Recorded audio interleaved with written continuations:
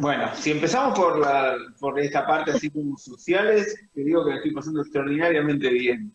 A ver, hay que hacer dos aclaraciones. Una primera, tres aclaraciones. Una primera, voy a decir muchas barbaridades, ninguna es, que quede claro, contra las medidas del gobierno ni contra este gobierno, eh, sino que una serie de barbaridades contra el mundo y la modernidad y Occidente. Que obviamente como nuestro gobierno es parte del mundo, algunas cosas repite, pero que nada de lo que diga se vea como en contra de nada de lo que se está haciendo.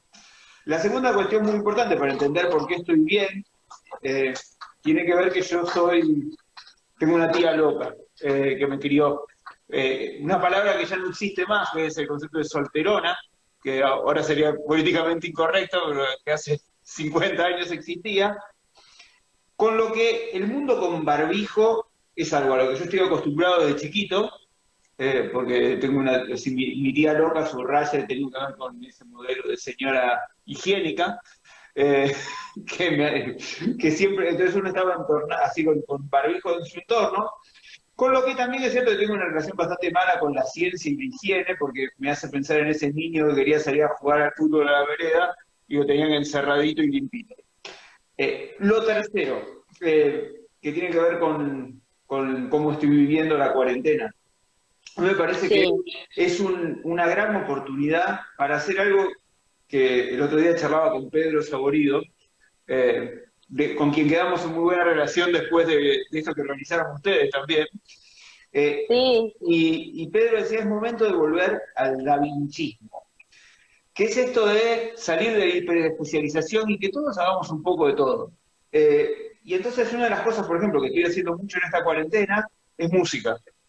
Eh, ah, mira, que toda la vida hice, pero que ahora estando acá encerrado es como una gran forma de ocuparse de algo que a uno le gusta y habitualmente no tiene posibilidades. Y con mis amigos de la adolescencia nos mandamos audio y les ponemos música arriba y cosas por el estilo. Entonces, la verdad que yo en ese sentido estoy muy bien con la cuarentena, yo, digamos, la estoy viviendo poco traumáticamente. Hoy circulaba un meme de una caja de bombones, no sé si lo viste, que tenía como distintos modelos, me cargaban si soy más grande que Jesucristo, o yo estoy bien, los demás están todos locos, y había un poco de eso, más un poco de, me voy a hacer vegano y fitness. Pero la verdad que yo en términos personales estoy muy bien y estoy muy preocupado por el país y el mundo, pero no por el virus, que también es para preocuparse, obviamente. Vos me conocés y muchos de los que me escuchan supongo que también, y suelo exagerar un poquito como para molestar, pero mucho más que por el virus estoy preocupado por algunas cosas que reflotan.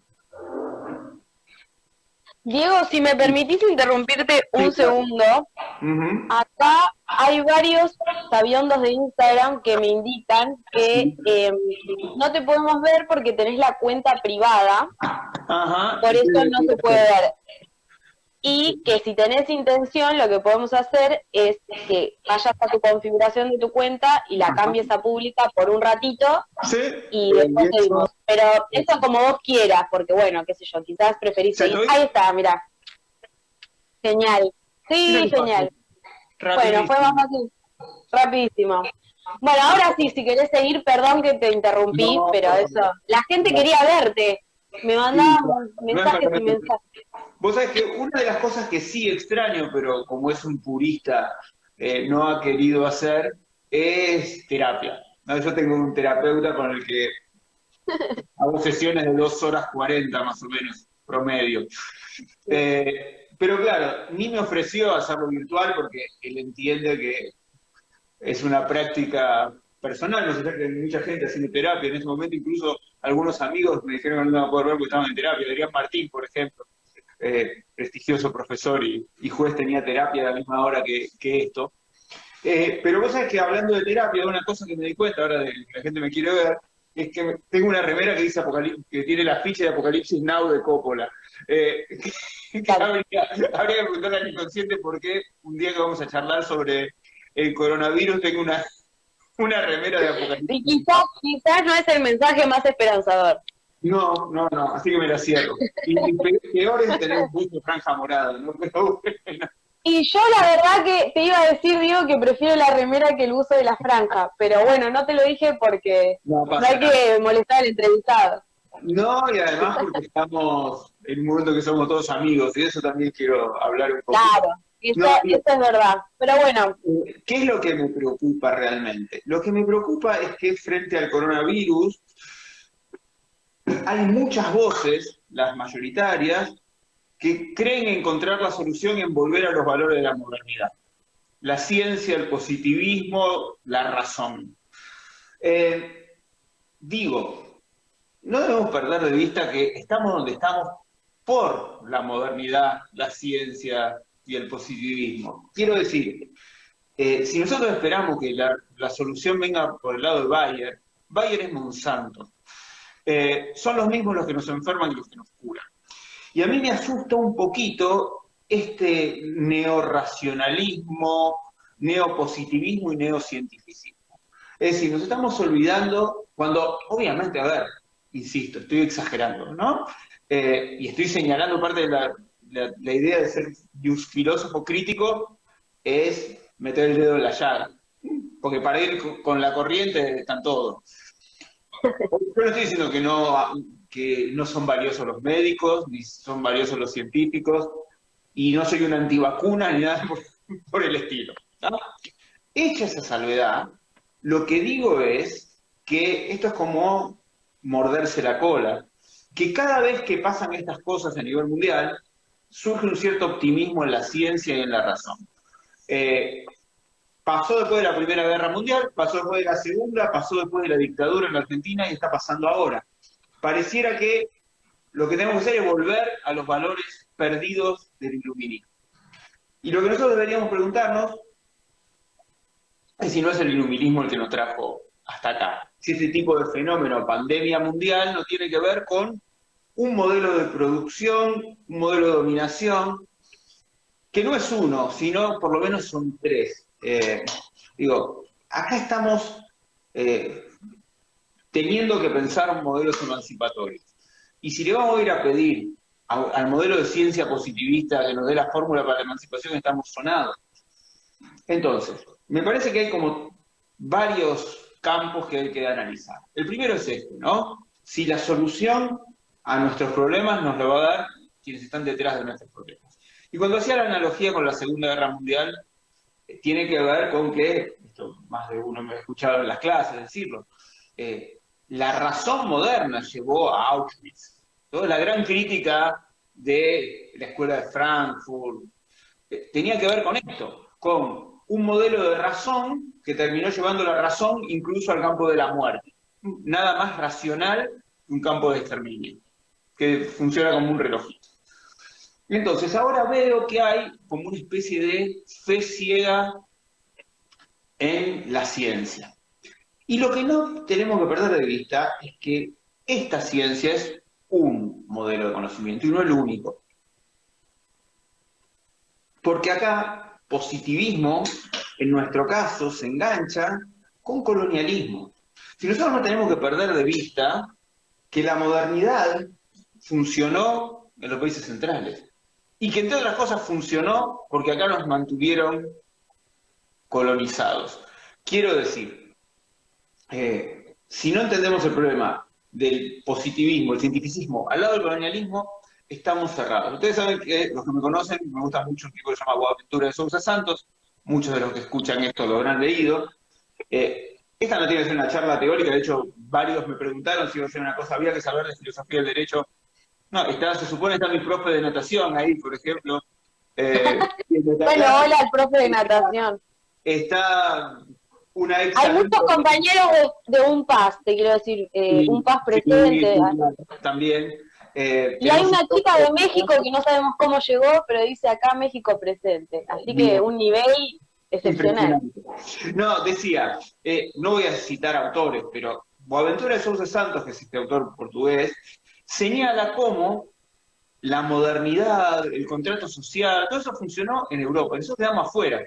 Y es más, todo conocimiento que no es conocimiento europeo quedó reducido a barbarie. Quiero decir, primero lo hizo la Iglesia Católica, ¿no? Que condenó a superstición todo lo que no era catolicismo. Entonces, cualquier forma de creencia precatólica era despreciada. Pero después pasó lo mismo con la ciencia. Entonces, la ciencia occidental, esta en la que confiamos, y no digo que no haya que confiar, y no digo que no haya que hacerle caso a los médicos, e incluso, si hasta quieren aplaudirlos, y son conscientes de, esto vamos a hablar en un rato, de algunas contradicciones, de que mis vecinos que aplauden son los mismos que votan a quienes le bajan los sueldos, ¿no? Pero bueno, que esas contradicciones están presentes. No digo que no le hagamos caso a los médicos, que no le hagamos caso al ministro de Salud. Lo que estoy diciendo es, ojo, si vamos a poner todos los huevos en la canasta de la ciencia occidental moderna, que es parte además de una gran industria y del capitalismo, estamos al horno. Porque lo mismo pasó, qué sé yo, hablando de China, que parece ser la culpable de todos los males. Eso, la acupuntura no es ciencia para los médicos, así como los conocimientos ancestrales y la medicina natural y todo eso no es ciencia para el esquema industrial farmacéutico mundial. Pues esa es una preocupación.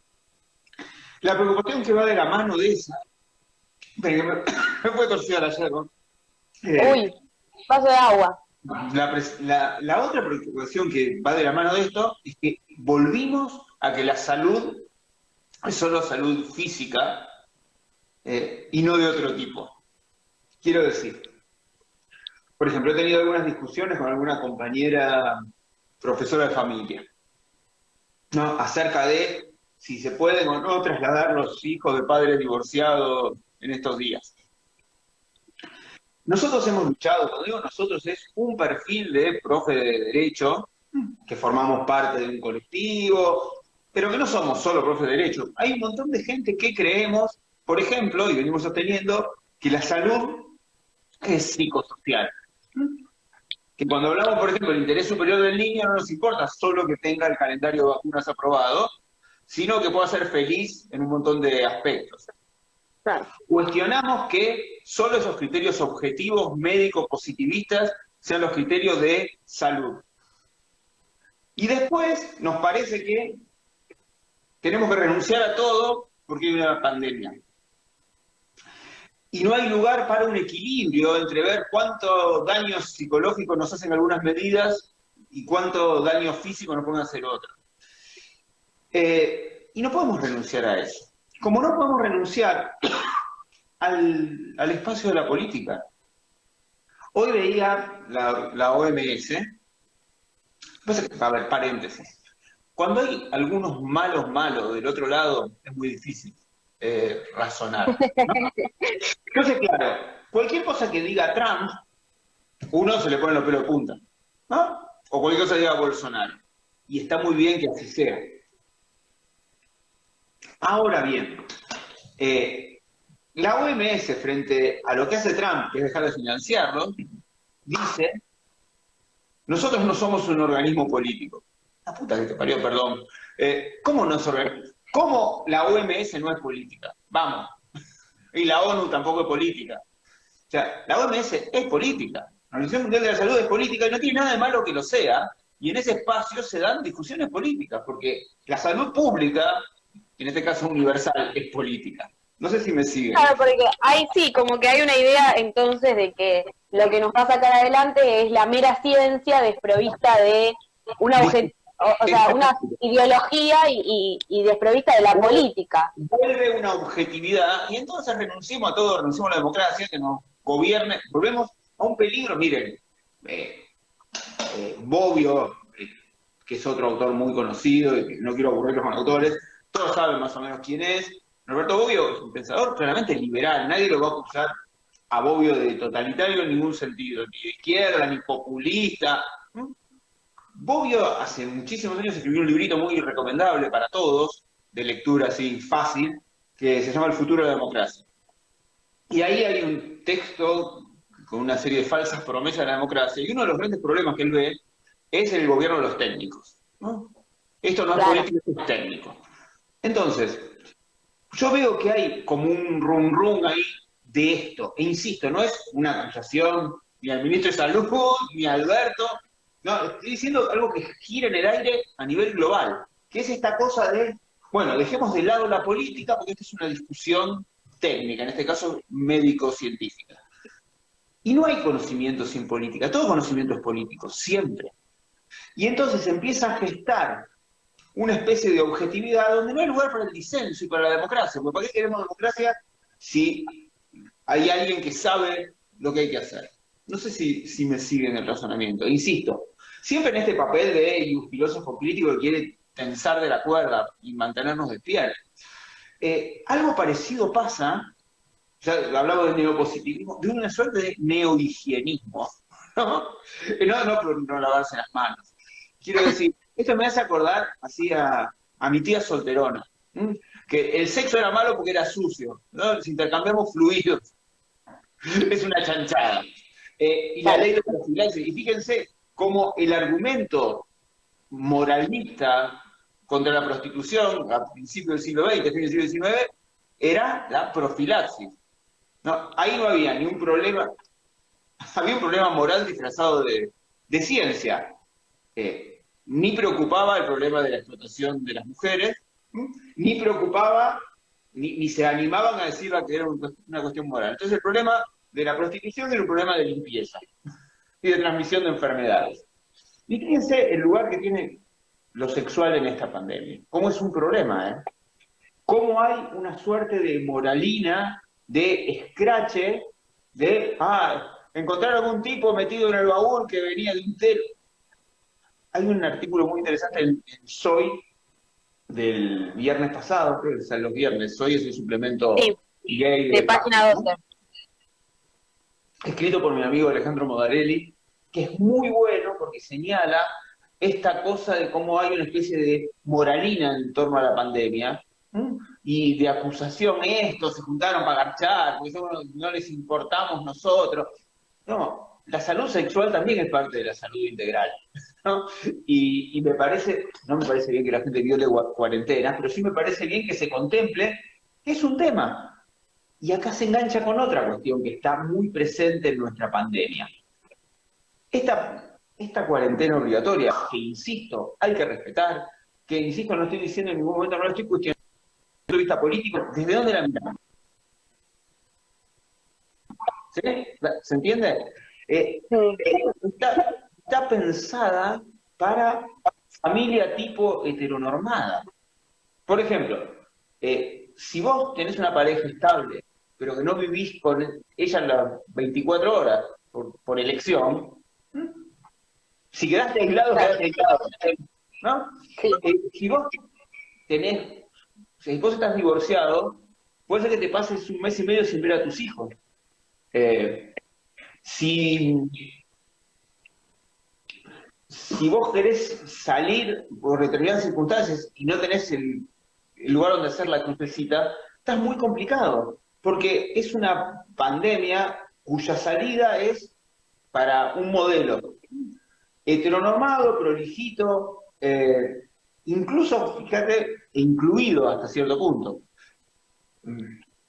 Que ese es otro tema también. Cuando hablamos de todos, no nos damos cuenta que nuestras sociedades no son de ninguna manera integradas.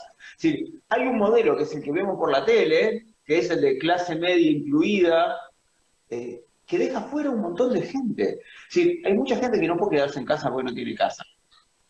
Yo no estoy diciendo que no se esté atendiendo y que el gobierno no está haciendo cosas para esa gente, pero lo que circula es una moralina de que todo aquel que no se quede en casa es un desaprensivo y lo tenemos que señalar con el dedo, y aparece ahí una cosa muy Foucaultiana.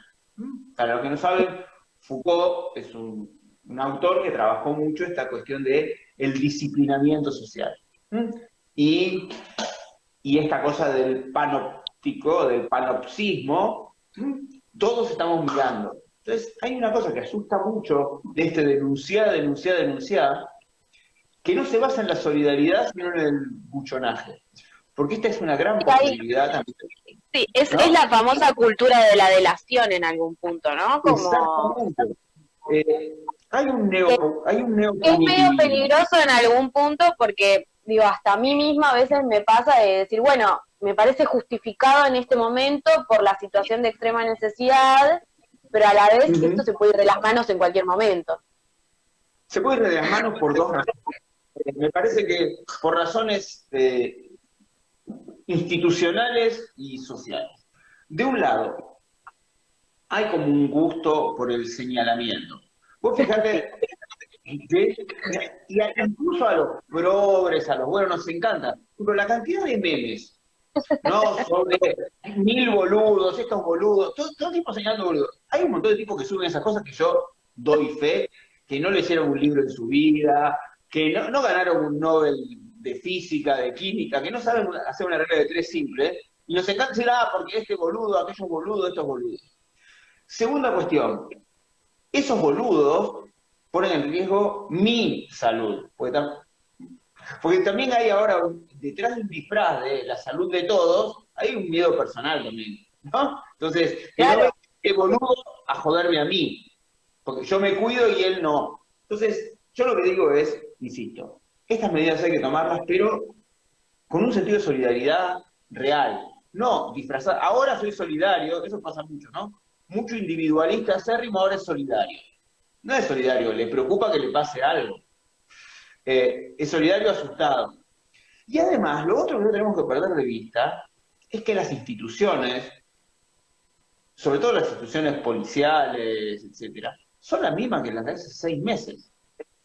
Entonces, eh, y son las mismas de hace 6 meses, y no le vamos a echar la culpa solo a Pato Bullrich, son las mismas desde hace 30 años, 40 años, 50 años. Y si hay una deuda de la democracia, una deuda que no es solo falta de voluntad política, es también dificultad de solucionarlo, es democratizar las fuerzas de seguridad. Entonces, si nosotros le vamos a dar a las fuerzas de seguridad la posibilidad de ejercer violencia institucional en nombre del cuidado de nuestra salud, es peligroso y vimos que hay algunos ejemplos que van saltando. Afortunadamente se van detectando, afortunadamente empezaron a aparecer líneas telefónicas para junto a denunciar al vecino que salió, denunciar la violencia institucional, pero Sí. es muy peligroso. De hecho, uno podría pensar si es necesario que esto recaiga necesariamente en fuerzas de seguridad militarizadas o hay que ir pensando otras alternativas. Y además siempre desde la solidaridad y el amor y no una suerte de neopunitivismo que ahora de repente nos encanta que la gente termine presa. No nos debería encantar. Ah, ¿No? Y yo entiendo las preocupaciones y entiendo que hay que hacer cumplir la cuarentena. Pero lo que digo es, yo hacía, a ver, yo les cuento más o menos, aunque parezco muy joven, voy a cumplir 52 años este año.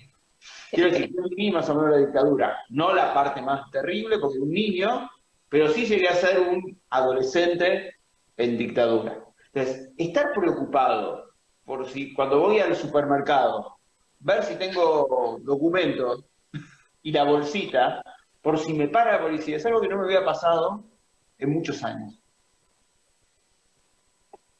Entonces, tenemos que tener cuidado de que no se genere esta cultura de la delación por la delación, claro.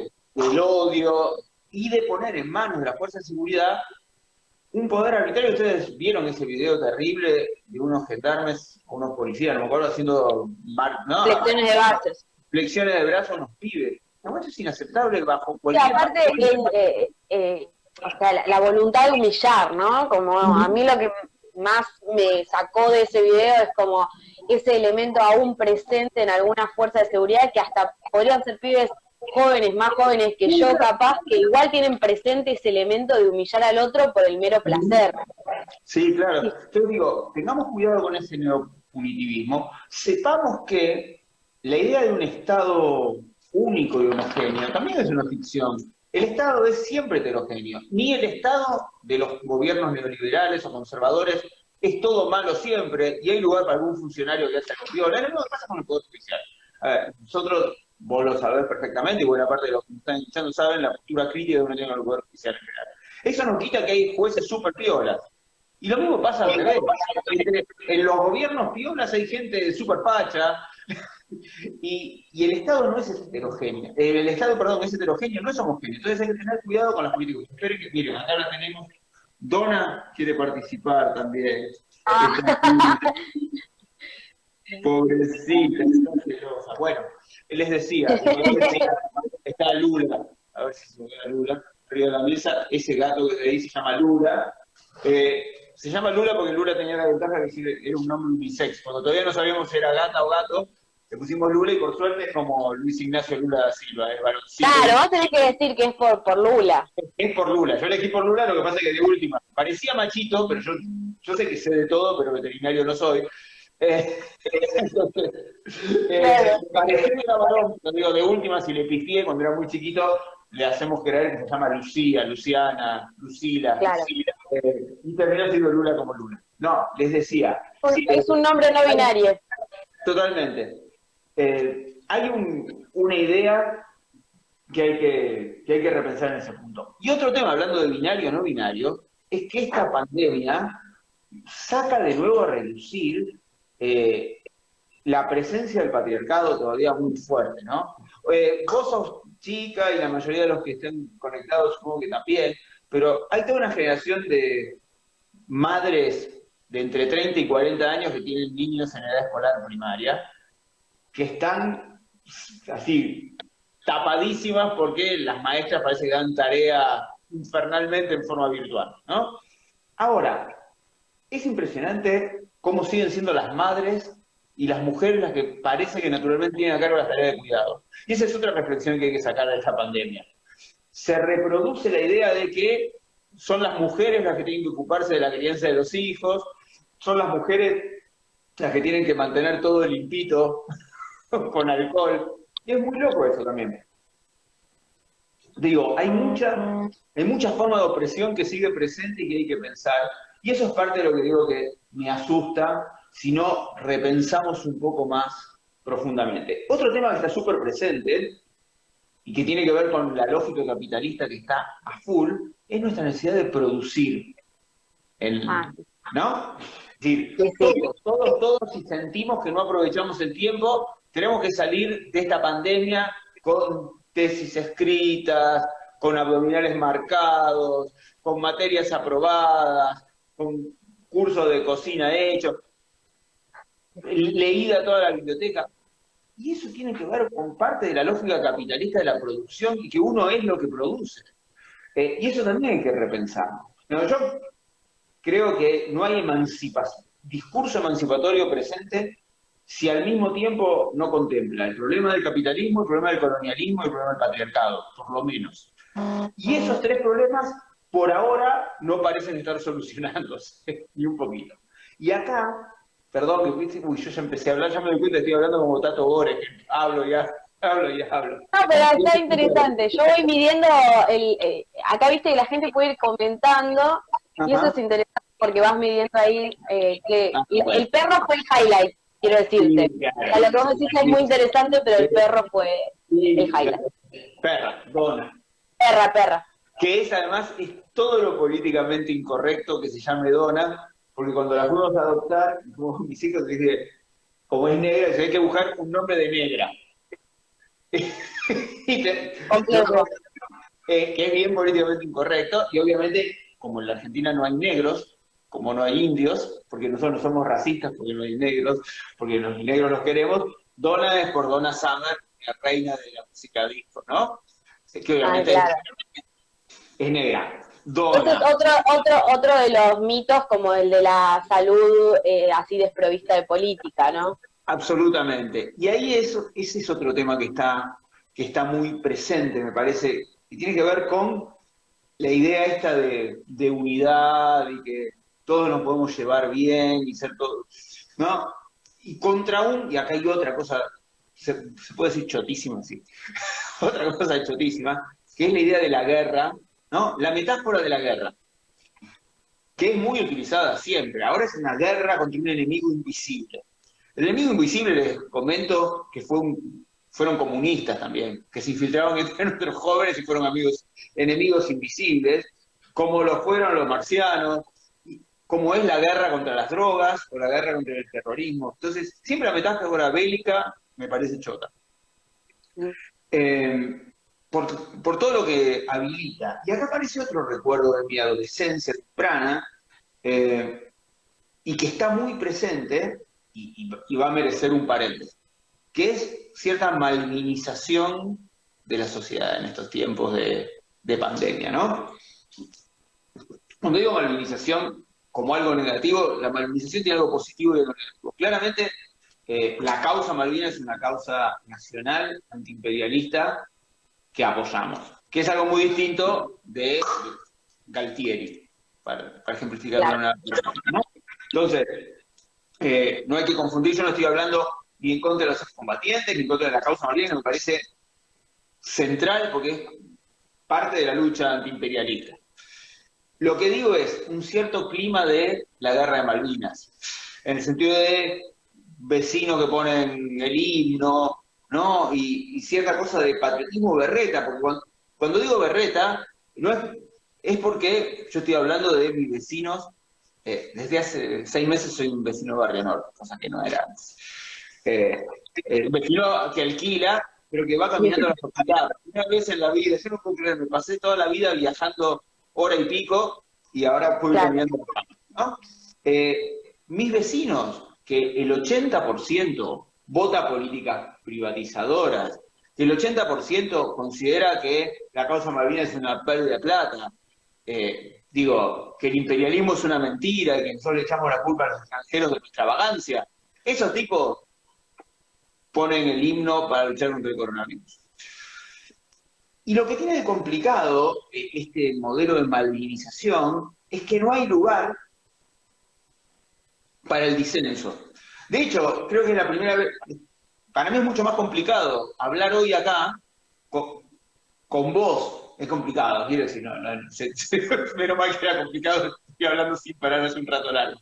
Pero quiero decir, tengo que pensar un poco más, cuidarme lo que digo, en este contexto, hoy, con un gobierno nacional y popular al que voté, que lo que podía hacer hace 6 meses.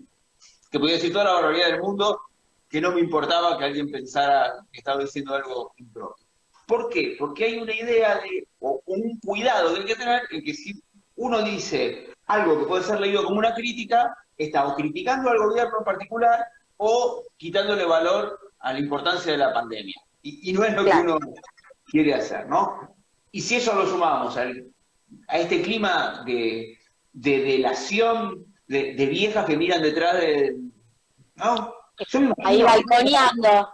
claro, ahora que lo pienso, no lo había pensado así, pero que muchos edificios tienen la cámara de seguridad en la tele, ¿no? Hay un montón de gente que puede andar mirando, salió, no salió, ¿para qué salió? ¿Tenía permiso para salir? Este chico, ¿no? ¿Qué está haciendo fuera de su casa? Entonces digo, eso y esa idea de unidad es como una ingenuidad que hay que tener cuidado de no caer. Quiero decir, hay unos optimismos post-tragedias que la historia se ha encargado de mostrar que fueron en vano. ¿Sí? No es muy leído, pero si ustedes vieran, ustedes los más chicos, ¿no? Si no tuvieron la oportunidad de leer, ver, el clima festivo que había después de la Primera Guerra Mundial. De hecho, los llamados años locos, las primeras minifaldas con flequitos y las chicas con esas plumitas en la cabeza que bailaban Charleston, era porque el mundo estaba feliz, porque había vivido algo tan horrible en la Primera Guerra Mundial que estaban seguros que no se iba a repetir nunca más. Confiaban en la Liga de las Naciones. Después de la Segunda Guerra Mundial pasó lo mismo.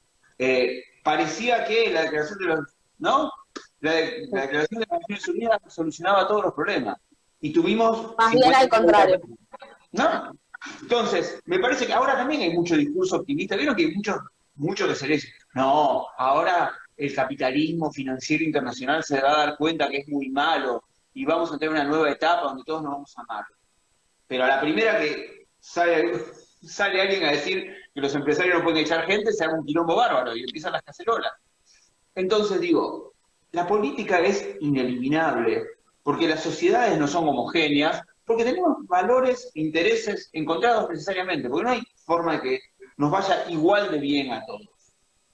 Sí es bastante racional pensar que podríamos resignar una parte de lo que nos va excesivamente bien para que nos vaya mejor a todos. Pero lo que digo es que solo no funciona. Y esto es algo que muchos me escucharon decir muchas veces, que es que sin luchas no hay derechos. Entonces, si nosotros vamos a pretender que ese 2% que es el dueño de las 3/4 partes del mundo, a raíz del coronavirus diga, no, ¿saben qué? Ya no necesito más mis miles de millones de dólares. Me quedo con 100 millones y me arreglo. No va a pasar. Claro. No va a pasar. Y entonces pasa que detrás de una cosa de somos todos amigos, nos tenemos que dar cuenta que no podemos ser todos amigos. Y eso no quiere decir que nadie quiera matar a otro. Quiere decir que hay intereses encontrados. Que las sociedades no son homogéneas, no son ni culturalmente homogéneas, ni las visiones del mundo son homogéneas. Y yo por lo pronto no soy ni un poco optimista en términos de, ahora los multimillonarios del universo se van a dar cuenta que mejor regalen sus millones. No está pasando ni va a pasar. Lo que no quita que ciertos miedos puedan hacer que algunos estén dispuestos a resignar alguna cosa. Y en la Argentina parece que tampoco, tampoco demasiado. No, no. Y eso no quiere decir que sea pesimista en términos generales con el ser humano y la humanidad. Lo que digo es, nada va a venir regalado porque un día nos dimos cuenta que el coronavirus es peligroso. Y hablando de la hiperproductividad, esto ya un poco más enfocado a los estudiantes de la carrera de abogacía. También hay como profes y alumnos tenemos una cierta necesidad de que no se pierdan días, que no...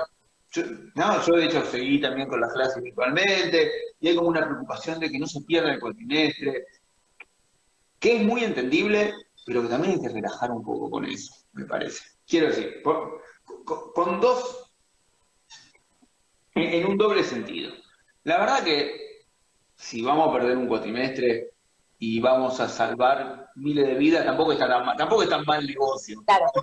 O sea, la escala axiológica estaría cumplida. Por un lado.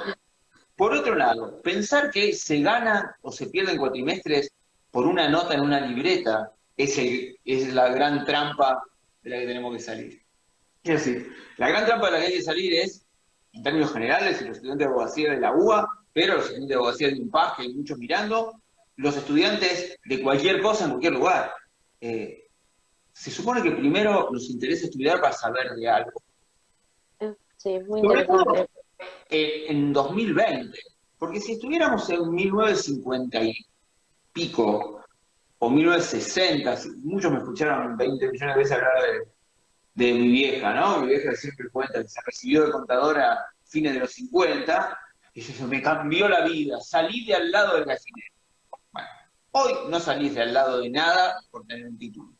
No es automático como era hace 50 años, vos te recibías y no te garantizaba prestigio social, plata.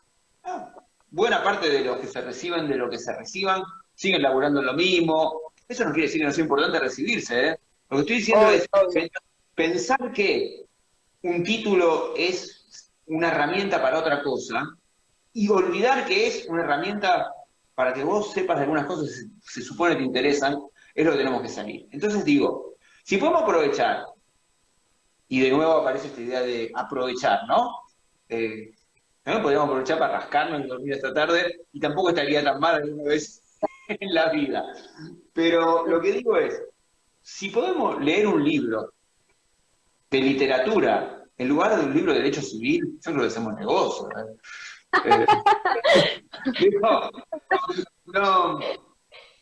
No nos volvamos locos. Yo por lo menos lo que estoy tratando de hacer con mis comisiones es mantener cierta regularidad. El lunes dimos clase por Zoom, hoy no. La semana que viene haremos otra y les dejé un trabajo práctico para hacer y después subimos un videíto. Entonces, mantenernos activos, nosotros lo que decidimos, nosotros, la comisión, digamos. La comisión, las dos comisiones que tenemos en teoría general, lo que vamos a hacer es ir haciendo estos trabajos prácticos, estas clases virtuales alternadas, y eso va a valer como el primer parcial. Ahora, si alguien no lo quiere hacer, 15 días después, repasamos la primera semana y la segunda semana cuando se reactive presencial, igual les tomo el parcial. no claro, pueden, no quisieron, no pudieron. Yo no sé si alguno de mis alumnos labura en Globo y está como loco repartiendo cosas. claro. O tiene muy mala señal. Entonces lo que vamos a hacer es dar la posibilidad de tomar igual el primer parcial presencial para el que quiera, con un par de clases de repaso, pero si no, toda esta primera parte vale como primer parcial y solo dan el segundo. La otra reflexión importante, y perdón a los que no son estudiantes de la UBA, o de abogacía de la UBA para ser más preciso, es que esta pandemia puso al descubierto la farsa de que la Facultad de Derecho de la Universidad de Buenos Aires es la mejor del universo, y la más moderna y la más avanzada que sí. Bueno, ahí me das el pie para reflexionar algunas cosas también. Me parece que, o sea, esto puso por lo menos de relieve la gran problemática docente que hay. Digo, creo que la facultad no sabe ni qué docentes hay Eso es. dando clases. Obvio Y que eso me parece un peligro, ¿no? Digo, vos decís que sos la universidad más importante de Latinoamérica y no sabés ni quién da clase y no podés garantizarle a tus estudiantes la virtualidad de calidad, porque también mandar un PDF y decirle léanlo y nos vemos en junio tampoco es calidad. no, claro, pero además esta cosa es, obviamente la Universidad de Buenos Aires posiblemente sea la mejor si cursás con, no sé, con Adrián Martín o Alejandro Slócar, cursás con Marisa Herrera, cursás Con conmigo, Caramelo, cursás civil con Caramelo, con Diego Duqueschi. con Diego Duque que teoría general, y sí, genial.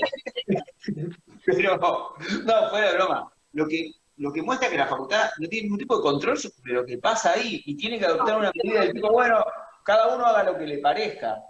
Eh, y además, tiene esa superioridad moral que se pone por arriba, decide ella sola. Mientras tanto, ayer estaban laburando secretarios académicos, coordinadores de distintas carreras del país, de abogacía, por ejemplo, para ponerse de acuerdo en ciertos requisitos mínimos sobre la virtualidad, qué sé yo.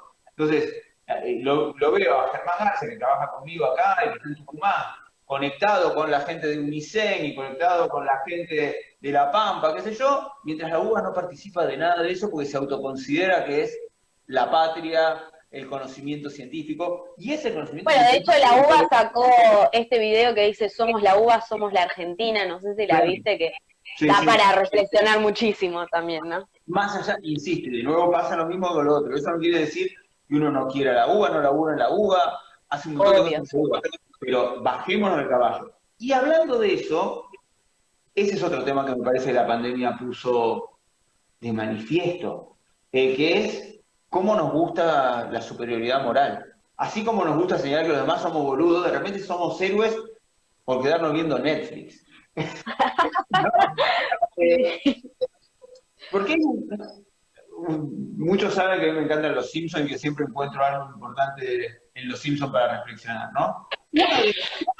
Un capítulo extraordinario de los Simpsons es el de Timmy O'Toole. No sé si se acuerdan que a Bart se le cae un walkie-talkie a un pozo y hace creer a todo el pueblo, no, a todo Springfield, que ahí hay un niño que se cayó en el pozo. Incluso va el propio Sting A cantarle al niño.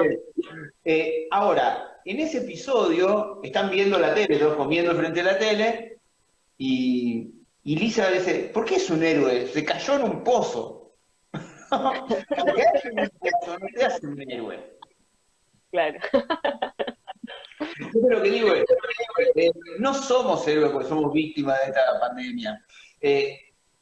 Hacemos más o menos lo mejor que podemos. Obviamente hay gente que hace cosas más riesgosas, más importantes, y eso hay que también leerlo en clave política, e insisto, sobre todo vos, Gaby, que siempre Gaby es mi profe de natación, que nos peleamos siempre por cuestiones políticas, y que claramente parece como que la política es algo malo. Yo no digo política en términos de política partidaria, lo que estoy diciendo es la visión que tenemos de las cuestiones públicas, que necesariamente es controvertida. Cuando digo que tenemos que saber que los trabajadores, por ejemplo, de la salud pública son básicamente trabajadores precarizados, más que héroes, que están haciendo una tarea riesgosa y que posiblemente muchos salven vidas, pero ¿por qué no nos preguntamos qué queremos que pase con los recursos que van a la salud pública?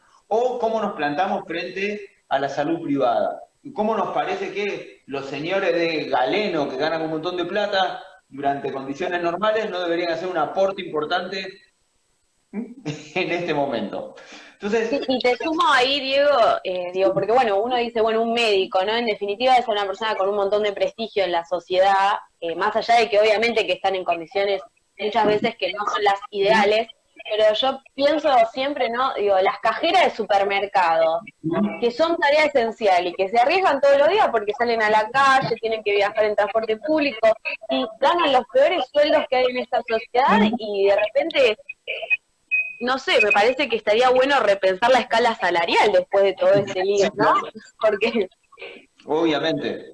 Y además hay otra cosa, que es tener presente que hay un montón de gente que no tiene más remedio que, por ejemplo, la problemática del cartonero, ¿no?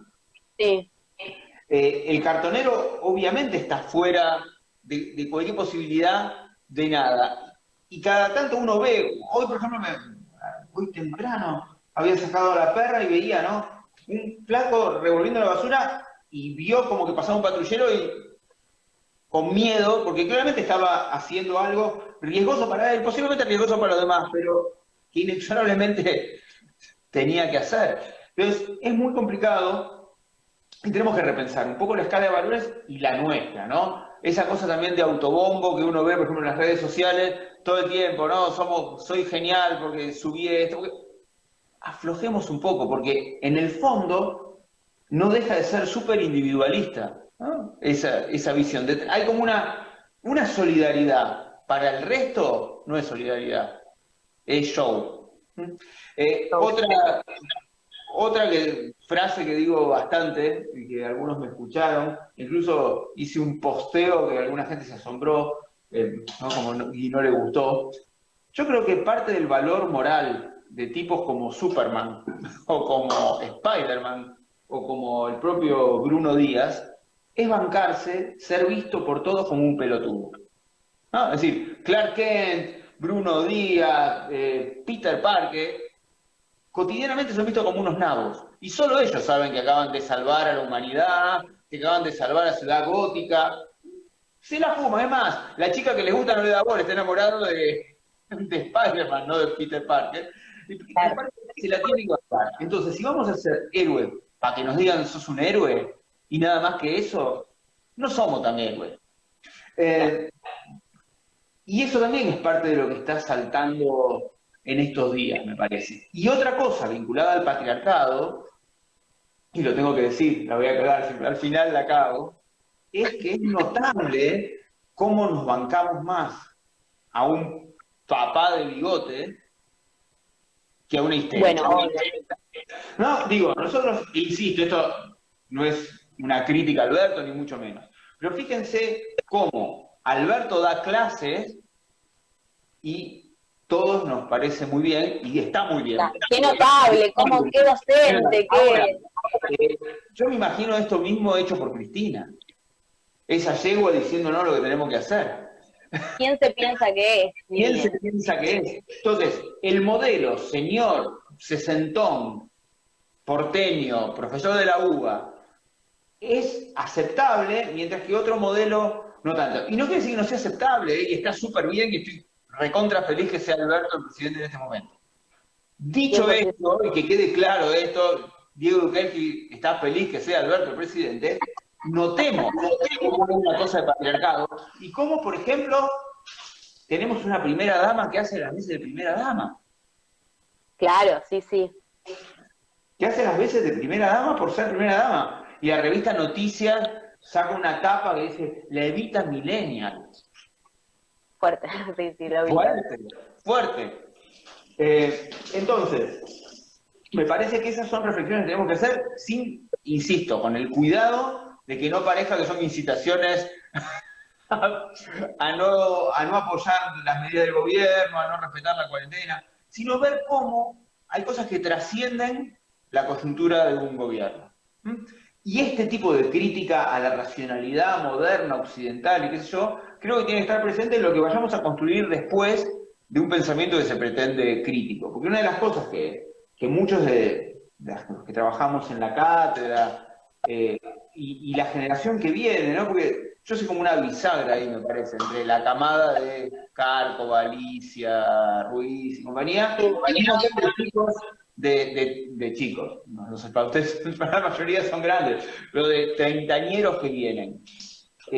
Una de las cosas que no tuvo la generación de Cárcova, y yo tampoco, pero intento aprender y fomentar a los próximos, es no caer en la visión europeizante. Ese ruido que se escucha ahí es el gato con su juguetito, persiguiendo una ratita Diego, falsa. te corto un segundo para avisarte que los vivos de Instagram duran 1 hora. Si tenés ganas, y ya vamos 58 minutos. Uy, no, entonces voy cerrando. No, pero si querés podemos cortar y volver. O sea, eso como vos quieres. No, porque la gente tiene derecho a descansar, y además como yo soy un chico deportista que quiero trabajar de stripper cuando termine la cuarentena, me tengo que hacer mi clase de gimnasia.